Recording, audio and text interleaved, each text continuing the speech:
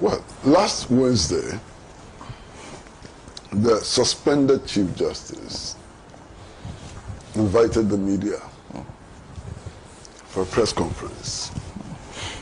And she announced to the world that she cannot be Chief Justice again.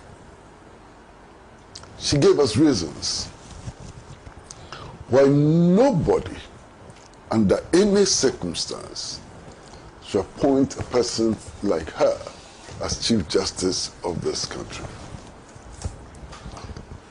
One, she demonstrated an incapacity to rise above her prejudice. She demonstrated an incapacity to come out, of a family history which has clouded her judgment and affected her emotional stability. I mean, anybody suffering from these symptoms must not be allowed to be Chief Justice. Because we expect that whoever is Chief Justice will be fair to all those who appear before her. This one is incapable of being fair to all those who appear before her. One of the major complaints is this, that when the sittings are taking place, something to do with the murder of Major Aqua took place there. And that Major Aqua was her uncle who looked after her. And because of that, she's emotionally traumatized. These are her words. So I ask, Justice, Her Ladyship, Lordship Torkornoo'S is sitting in the Supreme Court. And somebody appears before her, and the person is called Amatekwe. That person, ab initio, has lost his case. Ab initio. It doesn't matter how the case is presented, it doesn't matter the legal validity and so on. Simply being called a matter create trouble. Lost your case. And this is what she is saying. Okay? It's not that somebody is saying, she is saying. It is obvious from what she's saying, from what she herself is saying, that anything which is remotely connected to the murder of the judges and the retired army officer shifts her balance.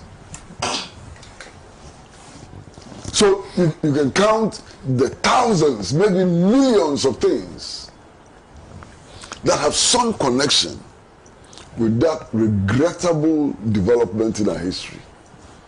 Okay? Now, don't you forget that the NDC claims its beginnings from the PNDC. And don't you forget that one of those who was executed for that gruesome murder was a member of the PNDC. So the hostility to the NDC is established. And perhaps this is a window to understanding why some decisions were taken by her as Chief Justice. And this may also explain how somebody like her was jumped over her seniors to become Chief Justice. This press conference was very, very useful. And indeed, I wish that she would organize another one.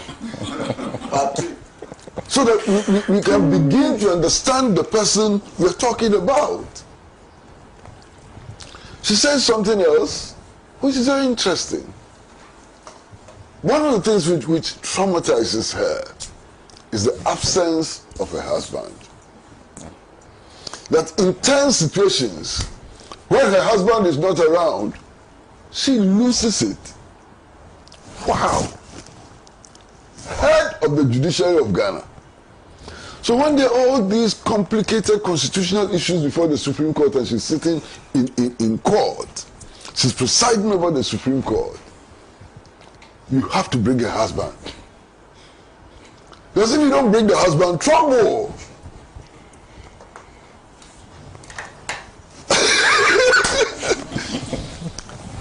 Look, she said these things about herself. If somebody had said these things about her, I would have been very angry with the person. Yeah. But these are statements that she's making about herself. That in times of tension, the husband has to be in the room.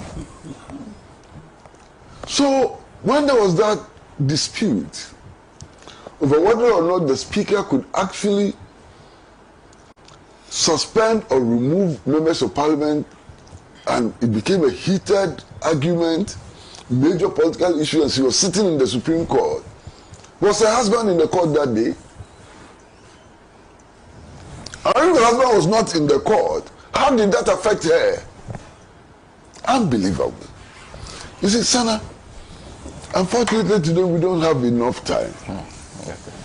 One of the other things that the suspended Chief Justice did was to display her exceptional lack of knowledge of the law. I mean, what she did to herself that day at the press conference was terrible. Look, me, I haven't gone to law school. I am not a lawyer. In fact, the only law we learnt was in the Institute of Journalism where we did press law and so on. But there are some basic things that even us, we know. We know, for example, that the law is the text of the law itself, the hardcore text of the law, in addition to what is referred to as precedent, decisions of the courts, especially decisions of the Supreme Court. The suspended Chief Justice did not know that the Supreme Court, at least on 3 occasions, has pronounced on the confidentiality, the in-camera hearing of Article 146 cases. She didn't know. Senna, she didn't know. She says she doesn't know that the law says that the proceedings have to be held in camera. She didn't know. She didn't know the law. The law is the law. My goodness. I mean, look, Senna, there are 3 cases which the Supreme Court has determined on this matter. And first one is Justice Derry versus Tiger Eye. You remember, you recall that. Second one is the Ajay Chum versus the Attorney General. And the third one is the Ghana Bar Association versus the Attorney General.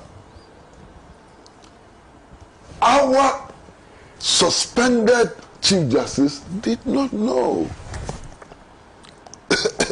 Unbelievable. And the worst part is the fact that the suspended Chief Justice is now holding a press conference, looking all of us in the face and telling us that the judiciary can be manipulated for political purposes. The judiciary, she just left. She's not even left. She hasn't left. Well, the judiciary she presided over.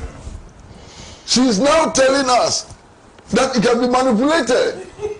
Politicians can play games with the judiciary. So when she was sitting there as Supreme Court judge, what did she see? What did she do?